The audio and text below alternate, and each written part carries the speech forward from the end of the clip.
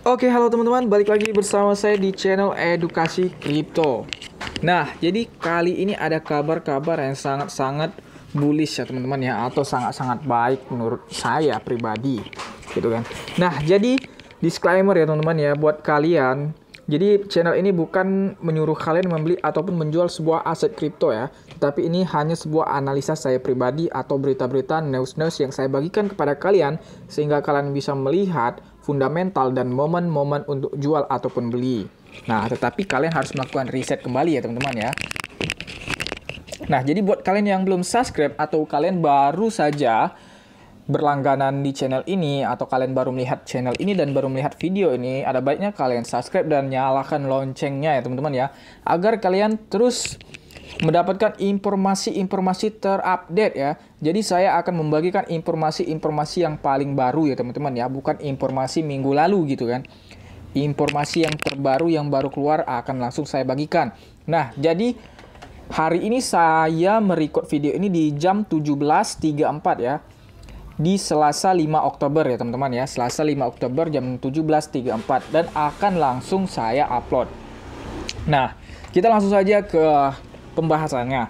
Tapi sebelum itu kita lihat pergerakan market hari ini atau saat ini ya teman-teman ya.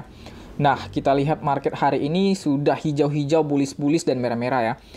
Nah, kita lihat saja, benar saja perkiraan saya kemarin, beberapa hari mendatang Bitcoin akan langsung menembus 700 juta ya teman-teman ya. Kita lihat Bitcoin sudah menyentuh 700 juta kembali ya teman-teman ya. Sudah naik 5%-an hari ini ya teman-teman. Diikuti dengan altcoin yang lain. Dan kita bisa lihat di sini SHIBA menduduki urutan pertama ya.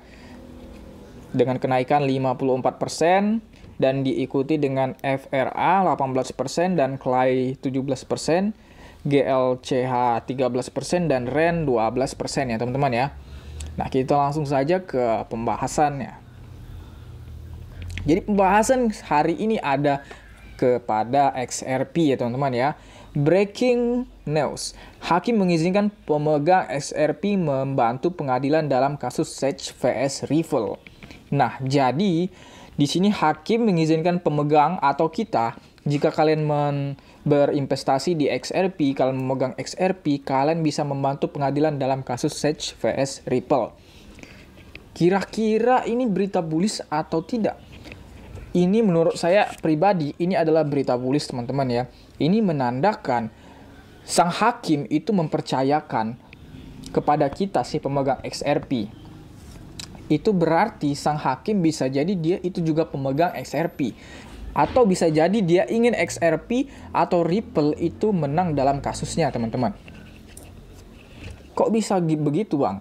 Ya, karena kita memakai seperti ini ya teman-teman ya. Kalau dia percaya bahwa pemegang XRP itu bisa membantu pengadilan dalam kasus gitu kan. Berarti dia secara tidak langsung dia itu percaya kepada kita gitu kan. Oke, kita lanjut lagi. Pemegang XRP akan dapat membantu pengadilan sebagai amici curiae. Tetapi mereka tidak diperbolehkan untuk campur tangan dalam gugatan secara langsung. Nah, kita tidak bisa ikut campur dalam gugatan secara langsung ya teman-teman ya. Hakim Federal Analisa Torres telah membantah mosi pemegang XRP untuk campur tangan dalam kasus Komisi Sekuritas dan Bursa Amerika Serikat terhadap perusahaan blockchain Ripple. Karena itu akan menunda tindakan secara berlebihan. Nah, jadi si hakim ini dia membantah mosi pemegang XRP untuk campur tangan gitu kan. Karena menurut dia, jika itu terjadi akan menunda atau memperlambat proses jalannya mereka ini ya teman-teman ya. Jadi akan menunda gitu kan. Jadi lama selesainya gitu maksudnya seperti itu ya. Namun ada hikmahnya. Para movens sekarang dapat melanjutkan sebagai amici curiae teman-teman pengadilan, yang berarti bahwa mereka akan dapat mengajukan briefing. Oleh karena itu, Movien dalam kapasitas masing-masing akan diizinkan untuk bertindak sebagai amici curiae dalam tindakan ini. Dengan demikian, Movens diperbolehkan untuk membantu pengadilan dengan memberikan penjelasan tentang masalah hukum yang relevan dengan kasus yang disetujui sebelumnya oleh pengadilan.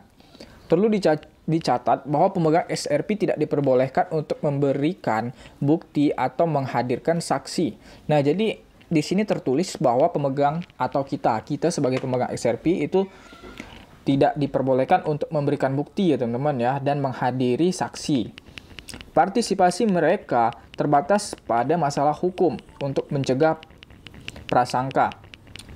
Seperti dilansir di Today, mosi tersebut awalnya ditolak tanpa prasangka pada pertengahan Maret karena kecelakaan teknis. Pengacara John Deaton dari Deaton Law Firm yang mempelopori upaya untuk memasukkan komunitas XRP ke dalam pertempuran hukum Ripple dan Sage mengklaim bahwa individu serta bisnis dirugikan oleh gugatan tersebut. Nah, jadi ini yang menarik ya teman-teman ya, ini sangat menarik. Jadi si pengacara John Deaton itu dia mengklaim bahwa karena kasus ini itu merugikan kita para si investor. Merugikan kita para investor ya. Merugikan bisnis. Karena gugatan dari SEC. Sage. Nah, ini bisa menurut saya ini bisa jadi pertimbangan untuk XRP itu menang di dalam gugatan ini, teman-teman. Kenapa bisa jadi pertimbangan? Karena itu sudah merugikan orang banyak. Akibat Sage ini, dia merugikan orang banyak, para investor. Dan dia juga merugikan Ripple, yaitu perusahaan besar gitu kan. Perusahaan besar seperti Ripple itu dirugikan. Dan merugikan orang-orang banyak di dunia yang berinvestasi di XRP. Seperti itu. Sage berpendapat bahwa pemegang XRP memaksa agensi untuk melakukan tindakan hukum terhadap mereka dengan mengulangi poin pembicaraan dari pembelaan Ripple. Regulator juga mengatakan bahwa pemberian status amici Movien akan tidak pantas karena bias mereka. Komunitas XRP dituduh menyebarkan pernyataan palsu tentang lembaga pemerintah. Nah, jadi di sini kita bisa lihat, jadi pemegang XRP ini dituduh menyebarkan pernyataan palsu ya teman-teman ya. Menyebarkan pernyataan palsu tentang Sage gitu kan, tentang gugatan Sage mungkin ya. Tetapi menurut saya ini bisa jadi patokan sih. Ini seharusnya bisa mempercepat gitu kan. Dari sini kita bisa lihat menurut saya XRP bakalan menang. Kenapa begitu? Karena kalau XRP kalah itu otomatis merugikan gitu kan. Merugikan suatu negara juga teman-teman ya. Karena kita sebagai investor XRP gitu kan, itu otomatis bisa jadi kita akan menjual gitu kan, menjual XRP kita. Karena kenapa? Karena menurut kita itu nggak bisa lagi gitu kan, nggak bisa lagi. Itu yang pertama gitu kan. Karena kita melihat XRP kalah atau Ripple kalah, itu kita membuat kita tidak yakin kepada XRP. Nah, yang kedua, itu bisa saja perusahaan Ripple pindah negara. Nah, jika perusahaan Ripple pindah negara, berarti suatu negara yang memiliki Ripple atau sebenarnya Ripple, seandainya Ripple Amerika gitu kan. Nah, Ripple di Amerika. Kalau Ripple pindah negara, berarti mereka sama saja membuang suatu perusahaan yang besar gitu kan, yang bisa menaikkan nama Amerika gitu kan. Nah, seandainya perusahaan itu di Indonesia, ini seandainya kan. Seandainya kita mempunyai perusahaan besar di Indonesia, tetapi kita dituntut gitu kan sama pemerintahannya gitu kan. Dituntut dengan perlakuan yang nggak jelas gitu kan. Tetapi kita salah satu perusahaan besar. Kita mempunyai banyak investor gitu kan. Mungkin kita mempunyai pabrik, seandainya kita mempunyai pabrik mobil gitu kan, mobil terbesar di Indonesia. Tetapi kita dituntut, kita pun kalah. Otomatis orang-orang tidak akan percaya lagi kepada kita dan membeli mobil itu. Orang-orang di luar negeri ya teman-teman ya. Orang-orang di luar negeri akan malas. Nah, jadi itu akan membuat suatu negara itu mengalami kerugian gitu kan. Jadi menurut saya, kalian yang hold XRP, kalian hold aja gitu kan. Menurut saya dia akan menang. Kalaupun tidak menang, mungkin mereka akan pindah negara seperti Cina. Cina kita tahu di beritanya, dia sudah pindah ke negara Texas ya. Mereka sudah pindah ke Texas gitu kan. Para miner Bitcoin ya teman-teman ya. Jadi mereka yang kemarin karena di Cina itu nggak bisa atau tidak diperbolehkan untuk mining gitu kan. Mereka berpindah ke negara lain teman-teman ya. Entah itu Cina, entah itu Afrika ya kan. Karena kita tahu di Afrika itu 50% orang pemegang Bitcoin, pemegang kripto ya. Beritanya kemarin kan sudah saya share, 50% itu orang Afrika sudah investasi di kripto.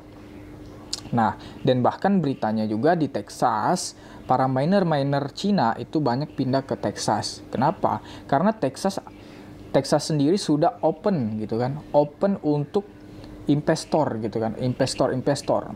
Texas sendiri sudah open dan mereka pun menggandeng-gandeng ingin menjadi pemimpin untuk dunia kripto. Nah, jadi mereka ibarat mereka itu ingin menjadi kepalanya gitu kan, menjadi negara adidaya di dunia kripto. Nah, kalau sekarang kan kita taunya Amerika gitu kan. Nah, jadi Texas ingin menjadi negara yang bisa memimpin negara lain di dalam dunia kripto yang paling besar kita ibaratkan kan. Nah, jadi seperti itu berita untuk hari ini ya. Sekali lagi buat kalian yang baru bergabung, silakan kalian subscribe dan nyalakan loncengnya agar kalian tidak ketinggalan news-news berita-berita terbaru dari dunia kripto ya. Sekali lagi saya katakan berita-berita ini semuanya terbaru ya teman-teman ya. Ini bukan berita minggu lalu gitu kan. Ini berita yang masih hangat. Walaupun telat, paling telat 1 hari atau 2 hari mungkin gitu kan. Jadi masih sangat bullish gitu kan. Seperti saya kemarin memberitahu berita AXS bakalan to the moon. Dan 3 hari setelah berita itu, benar-benar AXS to the moon. Saat saya merecord video itu, harganya masih 1 juta. Tetapi sekelang 3 hari, harganya langsung naik 2 juta. 2 juta lebih malahan gitu kan. Nah, jadi buat kalian yang belum subscribe, silahkan subscribe dan nyalakan loncengnya agar tidak ketinggalan berita selanjutnya ya. Oke, sampai jumpa teman-teman di next video berikutnya.